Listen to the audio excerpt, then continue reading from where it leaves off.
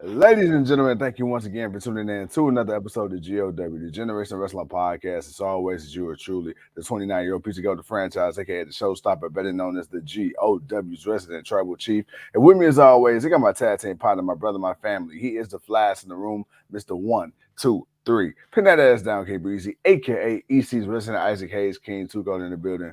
Bro, I will ask you how you doing. What's good?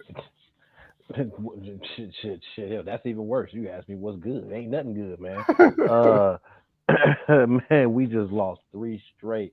We just got our asses handed to us by the Knicks, and the Knicks ain't even that much better than us. Not to say they ain't got a player or two, but they are not that much better than us. Loco, man, what's good, man? We was good, man, till that Knicks game ended. Uh, and then we watched that bullshit Jade Cargill and Ty Valkyrie match.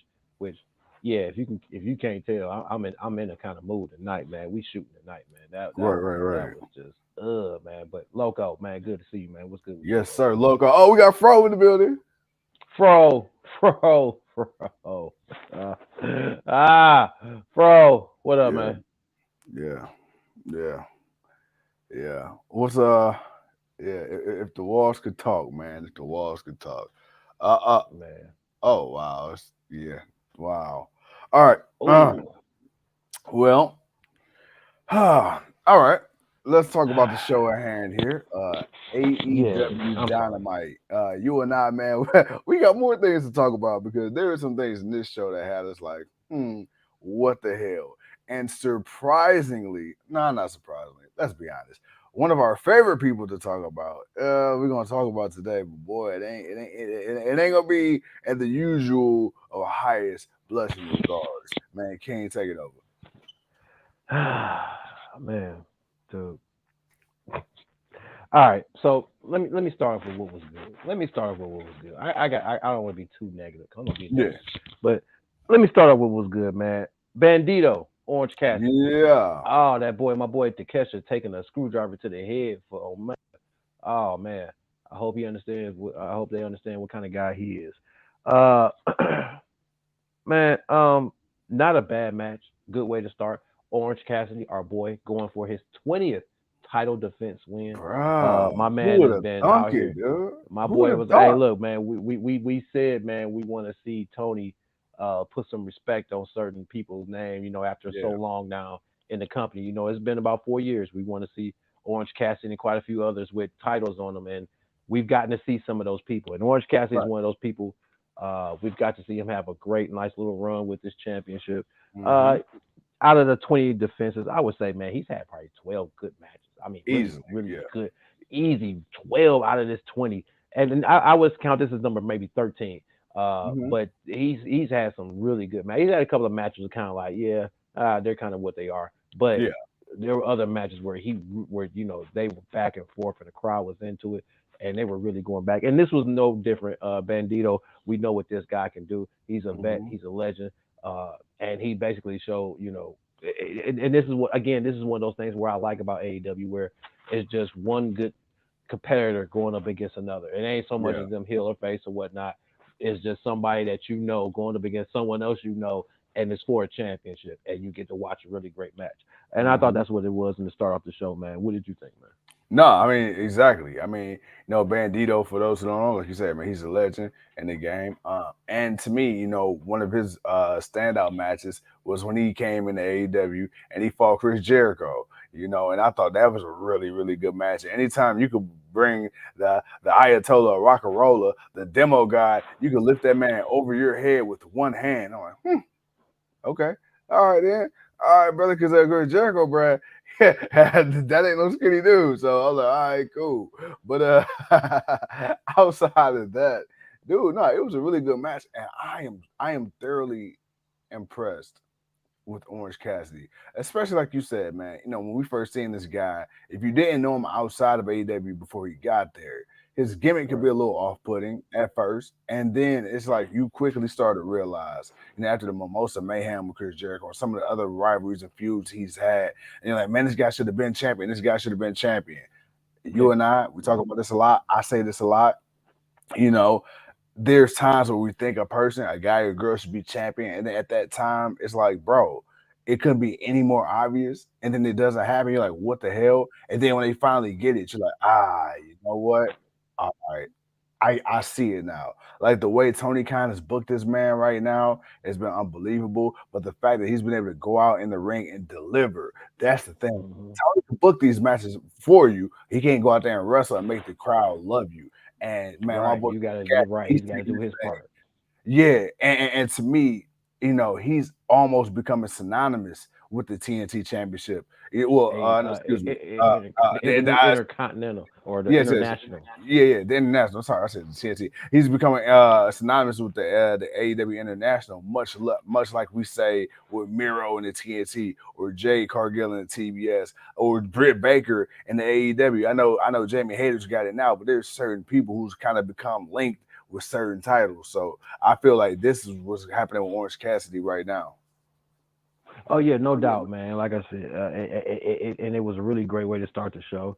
Hmm. Uh, then of course, man, we kind of got Adam Cole letting us know he's looking for Jericho, and then Orange Yeah, Cassidy and Bandito, they walk up and they do they one little two, which is kind of goofy off, but it was off topic. Then of course, man, Jungle Boy and Darby Allin, they had a little one-on-one conversation, which I'm not gonna lie, I kind of figured, okay, I could see him coming out to help or whatnot, but yeah, especially after Darby, pretty much laid it out like, dude, he saw how they cheated you. He doesn't think it's fair. And if he wasn't in the rafters and he was close by, he wouldn't allow that to happen.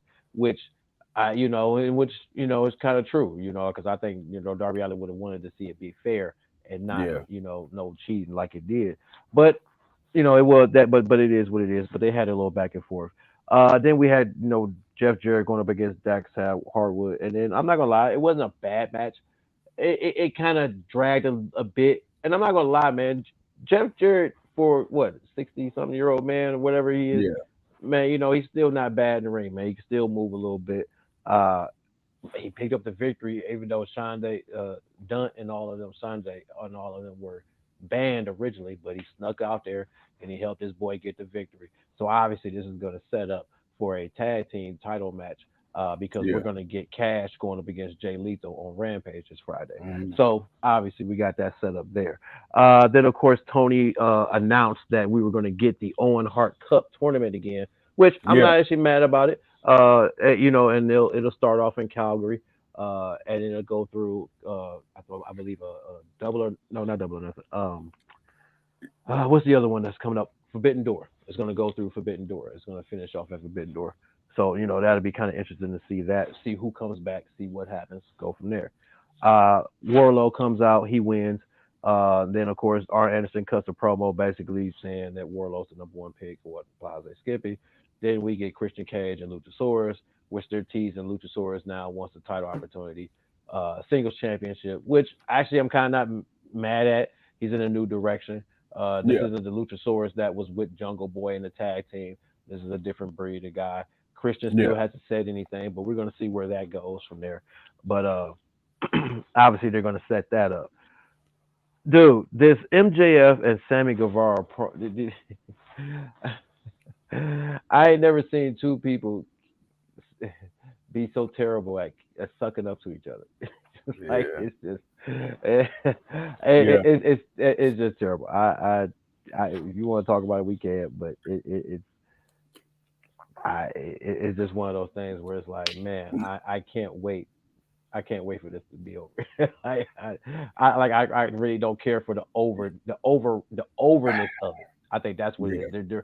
They're over the top with it. They're so over the top, and I get why it's wrestling. It's yeah, over the top, but it's like this is I just bro. don't care for this. There's wrestling over the top, and then there's just, bro. This just is, ah, you Yeah, know. yeah. Yeah. Basically, uh, go ahead. No. That was it. Just, Oh, okay. I was about to say because All I got for you is a sound effect, brother. I'm about to say, man, you got something else you want to add to it, you go right ahead, brother. Ooh. Then of course, but obviously, it's set up for what was going to happen later on. Then of course, man, the BCC, they cut their promo. or better yet, they whooped somebody's ass and then they cut a Yeah. promo and then they walked off doing their 1-2 that they've been doing. Nothing different there. And then of course, man, we got that match: Sammy Guevara versus Darby Allin. Not gonna lie, like the match. Hmm. Again, you got the pillars going up against each other. You got Right. Sammy, Right. you got Darby Allin. So, I thought they did their 1-2. Obviously, MJF came out for commentary, but then of course he left the table to interfere, which Hmm. cost Sammy, it cost Darby the match. But of Right. course, Darby was pissed because he asked Jungle Boy specifically, like, bro, like, have my back for this, man. So, because we don't want the same thing to happen twice. Right. But it looked like Jungle Boy was feeling some type of way, which and that's how I took it. Even before what we got told afterwards, I still feel like Jungle Boy was in his feelings, and that's why he didn't come out till afterwards. Like, dude, it was Yeah. already too late. Like I can, and when Darby Allin was pissed with him and slapped his hand away, it was like, yeah, yeah, you supposed to slap your hand. Like, bro, I asked you to come out before all of this happened. This is Yeah. what I asked you to come out to help prevent.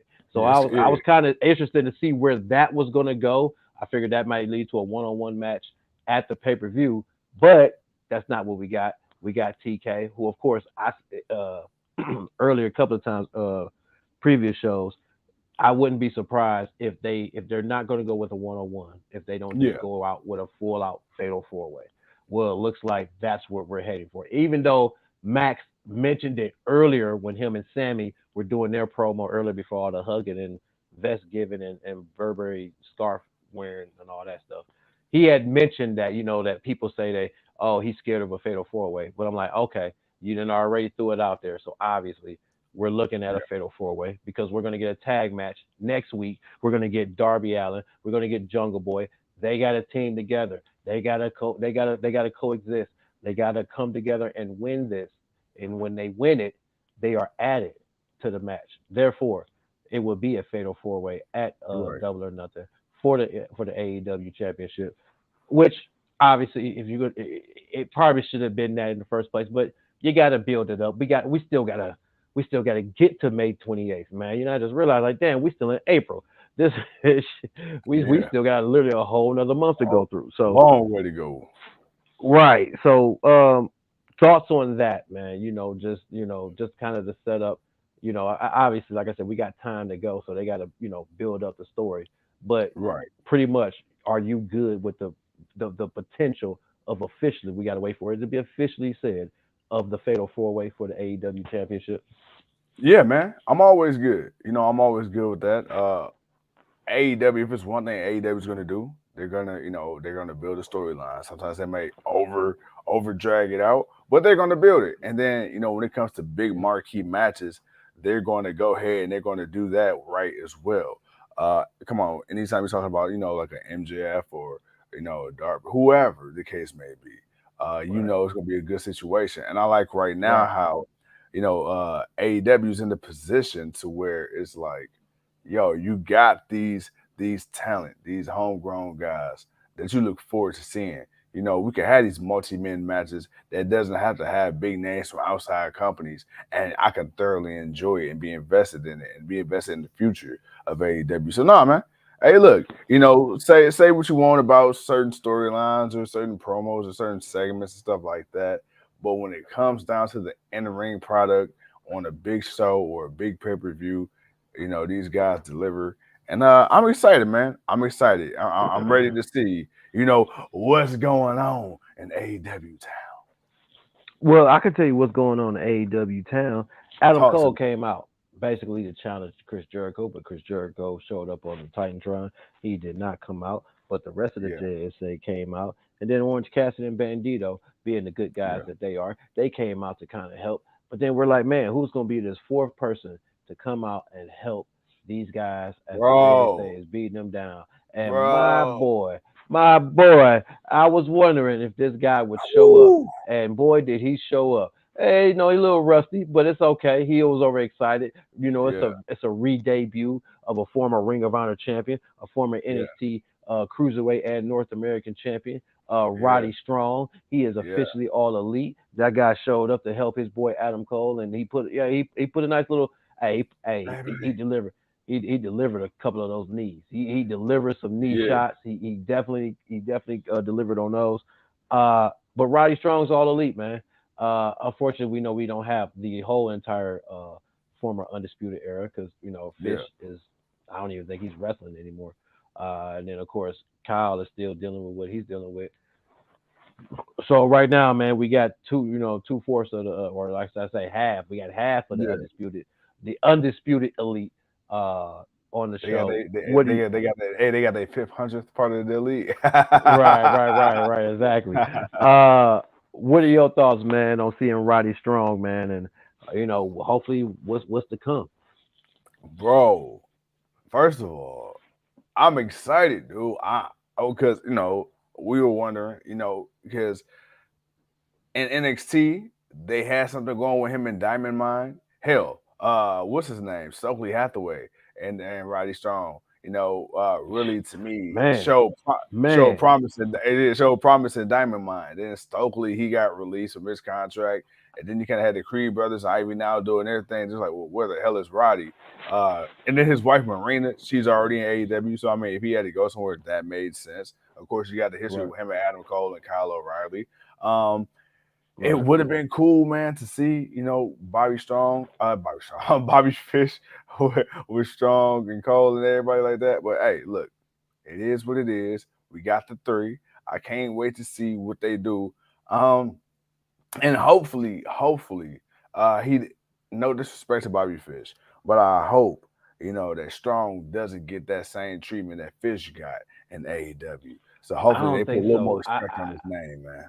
I've always felt like out of the group, even when Mhm. they was in WWE, Yeah, I always felt like Roddy stood out because Roddy was kind of like the goofball of the group, yeah, and then Kyle and Fish, they were the tag team technicians, and then Adam Cole was Adam Cole, baby.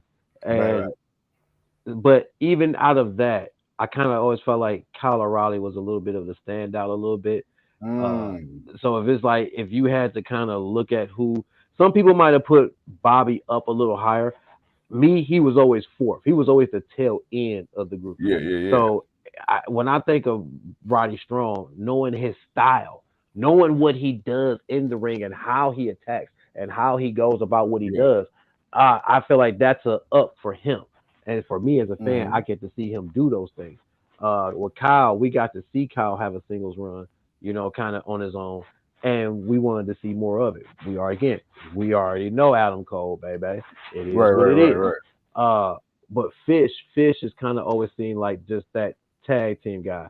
Like we didn't know about Kyle until we needed to see Kyle kind of have his own run. He didn't really do too much, but he had a good enough singles run, good matches. He fought for championships. He did his due diligence to where it show Right. you he could do it if they were ever to give him the right backing and push to do Yeah, it, and yeah, yeah. also him staying healthy. But I never felt that way about Fish. I never looked at Fish as being that one that was going to be like that most charismatic or that one that people were going to be like going bananas for. It's like there's a respect for him. There's a respect for him, Right, but right, right. if I got to look at the popularity of the four, he was always at the bottom. Damn, man, you gonna do Bobby Fish fillet like that? Man, hell yeah, man. I told you, man. I already told you, man, what it was. And now I'm about to tell it like it is again. This next Uh-oh. match was trash. Uh, I, you know what? And I'm not even upset about the match. I'm more upset about the game. Uh, but it's just the fact that He's projecting, ladies and gentlemen. I am projected. I'm not even going to front. I'm projecting. Yeah, yeah. Uh,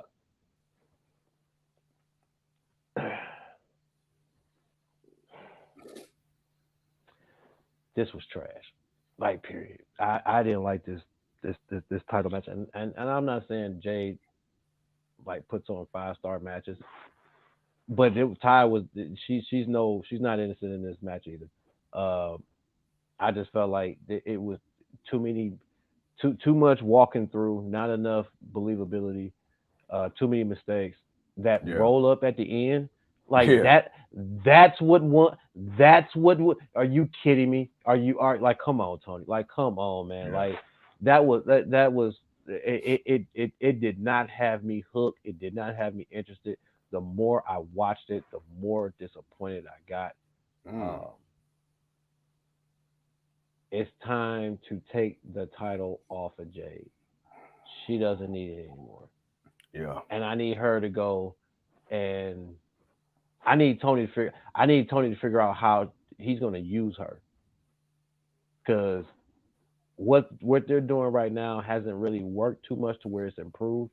Like she's Mhm. gotten better as far as what she does in ring, but the delivery, the stamina, what I don't know what it is. It's something, but I need Tony to take her back and take a step back for a second. One, she's green like money, so she ain't gonna lose that spot. But I need her to refine some things, Yeah. and then yeah, Ty Valkyrie, man, she was just as much as a culprit in this match as Jade is, or just a booking from Tony, man. I was just disappointed all around, man. This was trash, dude. I ain't never quick to just call a Jade Cargill or anything like that trash. I put some respect on the name, but I am deflecting, but I still did not like this match. It did not. I was really disappointed, especially that finish. I think that's what it is. That Yeah. finish was such Yeah. a horrendous finish that Yeah. it was like, no, man, that just made it worse. No, no, no. I mean, I was joking about the whole deflecting thing, but no, seriously. No, I wasn't. I'm deflecting. I'm pissed. No, I'm mad. Oh, I'm mad we lost that game. Oh no, I'm mad we lost. But I'm deflecting on the whole show. But no, Yeah. you was right about that. Nah, man. Yeah. I think it's one of them situations where I think at this point it's weird because they say make the title, don't let the title make you. And I feel like it's gotten to a point to where the title made Jade Cargill. Not because of her in-ring skills or anything like that. She's got a charisma, absolutely, Right, 100%. Movie star right. quality, Dwayne the Rock Johnson style. Let's go. She's got a certain swag. She's got a look, right? Yeah, but And that ego. she has every intangible, everything that the it factor is or could ever be. She has that. The only thing she does not have is the in-ring acumen, and that's going to come with time. She literally had her first ever professional wrestling match in AEW. So let's put this in perspective. Never wrestled on the Indies. Never really did Yeah, anything yeah. wrestling related outside of here. I think she had like a trial for NXT a while back, but as far as actual matches, AEW first ever. And to see the progression from that Cody Rhodes and Brandy segment till now as a character, outstanding. She caught her character quick. The character working at the issue. Yeah. It's No. it's the in ring. And I feel like once she's able to parlay that, bro, she can have a Hall of Fame career if she keeps on this trajectory. It's just right now, I feel like it's one of those things, and I hate to say it, but I'm gonna say it, I'm gonna be honest as we're shooting. I feel like she peaked too early. She peaked. That's what it is. Because here's the thing: where do you go from here? If she was going to lose, tonight would have been the night. Okay. And the fact that she didn't lose and she won, and the match fell as hard as it did, bro. There's no way Jade Cargill and Taya Valkyrie, this match should have been as bad as it has been, regardless of how No, it green shouldn't. she is. Look No, it how shouldn't. experienced and good Taya Valkyrie is. So, like you say, they're both to blame. Um, I'm But not giving but up on Jade. I want to, but I didn't mean to do, but I want to, I don't want to throw all the blame on them. Like, yeah, they had to No, go no, out there no. and Yeah, execute it. yeah, Like, they had to go and execute it. But man, you said something, man. Like, she peaked, and that's where we got to get on Tony. Like, yeah, because we even there were a lot of things we questioned about, how they were doing her, how they were promoting her. Like, man, like, come on, TK, you were doing really good. You were progressing. Like, what's the change now? yeah. And I feel like she needs a true veteran wrestler in her ear, and Hmm. and helping her and guiding her to where she could really be, man. Because I think Jay could be. She's been dominant, but I feel like her dominance could have been way better. Yeah, yeah, It definitely could have had to step up, man. But it is what it is, there, man. But hey, look, we would I want to finish the rest of this, man, before we get out of here. Uh, of course, man. Again, I just that finish was just horrible. Jamie Hayter and Britt Baker basically cut a promo letting it be known, man, they are not done and out just because they're a little bruised and banged up. Don't mean yeah. the Outcast ain't gonna get them paws put on them, and they You gonna put know them paws on them. So that's gonna happen. Then of course, man, we get Jay and Juicy doing their doing their promo as they it. got Yeah, a match or something coming on. And then of course, man, we got the main event, man. Kenny Omega, Takesha, aka my boy Takeshita, shit up. going up against Butcher and Blade in the main event. I don't know what my dog's barking about, so I'm sorry their background noise. But uh I I I actually didn't have a problem with the tag team match. It was cool. Not saying it was, it was, you know, classic or anything like that. It was Right, cool right, for what right. it was. It was more, of course, but I think we all knew what the story was going to be, and that's what we got after it. After they picked up the victory, of course, man, Brian Danielson distracting them as the BCC come out and attack them, and of course, man, the Young Bucks they showed up to make things even, and they were getting ready to do to Moxley what they did to Heyman and Don Callis, but Takesha, man, he begged them to not, take the screwdriver and dig it into his head. But Yeah, that ended up giving the BCC an advantage over them, knocking them yeah, out. And then, of course, Takesha, man, he's thinking he's with them. He's thinking or at least they're making him think he's with them. And he's yeah. like, no, I ain't with y'all. And they, of course, they ended up beating him up, and they ended up busting him up. And then, of See what course, happened when you don't mind your damn business? right, but hey, that's because of Don Callis. That man, he was minding Yeah, his business. That was Don Callis. Don was bringing him in, pulling him into his business. That yeah, man got off the plane. He wasn't looking for Don Callis. Don Callis was looking for him. yeah. But no, but now that you had that, so of course they went into the ring. The elite to check on him, make sure he was all right. But and that's pretty much how the show went off. Yes, sir. That's how that ended. They're obviously, man, the BCC, the elite, they're gonna have a 4 to 5 man off. I don't know what's gonna happen. I don't know if is it gonna be Takesha, is gonna be Hangman Page, which I think it should be Hangman, but Yeah. we'll see how that goes. Uh, but bro, just thoughts on just all of that main event, what happened after it, and then of course what we want to see from these two groups. No, I mean, first of all, we already know, man. It's gonna be on like a pot of naked bone, man. It's gonna be bloody. It's gonna be hardcore. It's gonna be intense. You got nothing but studs in this whole situation. So, as far as the booking and all that, I'm not worried about that. Takeshita, again, upstart. I've been in love with the guy ever since he laid foot at AEW. I'm like, man, this Hmm. guy, he's got such a unique presence. He's one Yeah, of those guys, man, where you look at him, you like, bro, you're something. I kind of look at Takeshita in the way that Vince and Triple H look at Austin Theory. When I look at this guy's size and I look at his build, I'm like, okay, physically, he got it. The way you look, he got it. But in the ring, man, his in ring is just it's top tier. It's definitely top yeah, tier.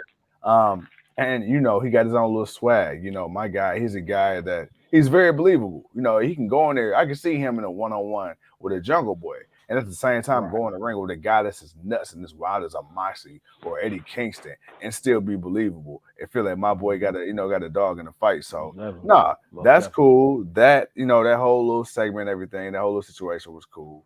I'm looking forward to seeing what they do coming up soon as far as battle wise in the ring. But other than that, man, like you said, tonight was a pretty solid dynamite. There's as always, there's some things you can nitpick, but overall, I thought the show was pretty cool, man. We definitely seen a lot worse. Really quick Yeah, we before we have. get out of here, because I know you and I both got to get out of here in a second. I want to talk to you just a split second, man. So Sasha Banks, now known as Mercedes Moné, she recently lost her title. She also put out there that she ain't done yet. She coming back, but she also hinted at Tony Khan, hey, for Bandidoro coming up, all you gotta do is make the call, Unc. So you got that possibility. And then you got her tag team partner, former tag team partner, Naomi, now known as Trinity, who is scheduled to debut in Impact Wrestling this week. So it looks like she found a new home in the wrestling scene there as well. So I'm curious to see how that goes because if anybody knows about the Impact Women's Wrestling division, I mean, to me, I still think they got the best division in the world. But I mean, you know, they got a great structure around it, yeah, but leading by Gail Kim and having vets like Mickey James be a part of it. hmm That's just what it is. You got great veterans that know the business, and again, you know, it is what it is. But no, I saw that she lost her championship, and people were giving her crap for it. But I'm like, y'all do realize she did defend that championship like 2 or 3 times before she lost it. Like she had a couple of defenses before she lost it, so it wasn't that like it was like people like, oh, look at her, she wins a championship. So it's the first defense, she loses. Like, no, she actually defended it. But then again, it's New Japan. Like they like over there, they changed championships. Not too many people hold on to a title for a long period of time. Like yeah. the competition there is stiff. Like it's bad. Not And stiff, and but they, and they, and they said this good. this most recent pay per view that she was on, uh, the hype around this alone got their sales up 4 times more than what it was at this event last year. So it's like, yo, Yeah. at the end of the day, it's like it's transactional. Come on, man. She come in, she hold the belt for a little bit, bam, okay, oh, Sasha Banks, yeah. People buy it, all right, cool. She dropped the belt, and then she going to do what she got to do. Come on, man. Man. You know what it And was, and I'm pretty keep sure it pushing. she got a big bag for it because now you talking about Forbidden Door. Like I say, she's still doing other stuff outside of that specific company. So like, yeah, bro, hey man, look, Yeah. haters gonna hate, man. Hey, look. They said the same thing about Cody when he left. So I Say ain't that. tripping. Say that. I ain't tripping, man. You know, man, you ain't no main eventer. You ain't gonna do this. You ain't gonna do that. What that Yeah, man go do? And yeah, look at what she's doing so far. She's making a name for herself. She's yes, coming sir. out in her attire. She's paying her respects to the legends. She's coming out here and putting on decent matches with people. Hey, look, hmm man. People want to hate on her because they felt that she was a whining, complaining person in WWE. But man, don't get me wrong. The injuries, yeah, the injuries hurt. Not gonna lie that the injuries didn't hurt, but I understood her point because it's not like when Sasha Banks was in NXT, you know, and she found that niche to be the boss. She was Yeah. one of the top people on the show. When she got drafted up to Raw, and it was her and Charlotte Oh Flair, yeah. man, it wasn't just Charlotte Flair tearing down the house. It was Sasha Right. Banks. So it Yeah. ain't like, you know what I'm saying, Sasha Banks didn't put her stamp into it. I mean, yeah, Bailey was a fan favorite, but I remember Becky Lynch didn't become the man until she slapped Charlotte Flair. And that was what, 5, 6 years down the line? Like she came in hmm as champ, but ain't did nothing for like 4 or 5 years. Like, Yeah. come on, man. There, people are going to have the opinions about people that you want, you know, but Right. at the Right. same time, you know, you got to have some realistic about, you know, your observation, and you can't disregard that. Like, yeah, they would let her win a championship, and she had to, and then she ended up losing it on her first defense. Like that was a thing, but she's won all the championships. Like Sasha Banks has literally won every championship in that company, tag team, everything. She's won them all. Uh, and she's a main eventer. Like you can't tell me she's not a bigger main eventer than Bailey. And I like Bailey, but Yeah. hell, even Bailey's act is starting to lose its steam right now. So and people like Bailey. That's the whole thing. People like Bailey, but even for that, it's starting to lose its steam. So no, right now, man, I let like that girl. She doing her thing, and she looked good doing it, and she's winning championships outside of WWE. She's proving her worth, and people just want to hate, man. So you know, fuck 'em. You know, my bad. No, no, no. You right. You right. Hey, fuck them. With that being said, ladies and gentlemen. Not the last 30 seconds. Oh man, you know. Hold on. Let's let the clock wind down. Yeah, Let's yeah, let's yeah, get it. yeah, Let's yeah. get another 10 seconds in there. We got like that one. But again, I have no problem with what she's been doing, man. She's proving y'all wrong, and y'all just want to complain, man. But that's all right. She lost the championship. Okay, guess what? She'll get it back. She's gonna win another one. This is her whole point. When you're on the independent scene, guess what? You get to go to different places and do different stuff and Yeah, win different belts and fight different people. So yeah, this is part of the business, man. Y'all just used to WWE not doing nothing outside of WWE because they claim they got the best people, but they don't never know how to use them all. You know it. You know it. And with that being said, my God, ladies and gentlemen, thank you once again for tuning in to another episode of Generation Wrestling Podcast. As always, is yours truly. I am the 29-year-old piece of gold. He is your host, King Tuco, and we'll see y'all when we see you. Peace.